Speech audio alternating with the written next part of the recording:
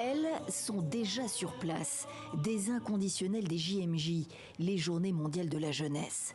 Plus grand rassemblement catholique au monde, 16e édition, celle des retrouvailles après la pandémie de Covid.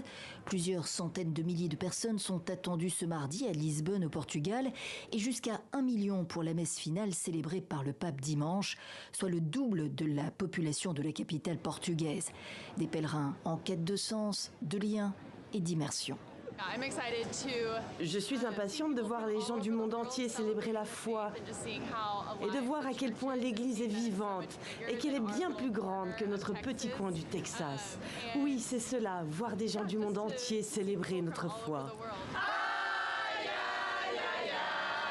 Les participants navigueront entre rendez-vous festifs, culturels et spirituels.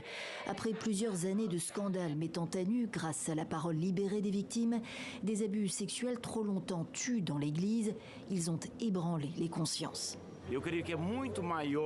Je pense que la beauté et la richesse des valeurs de l'Église sont beaucoup plus importantes que ses problèmes.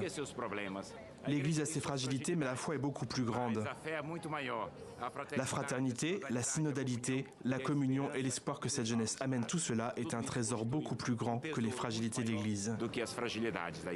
Ce mardi, le cardinal patriarche de Lisbonne officiera pour la messe d'ouverture.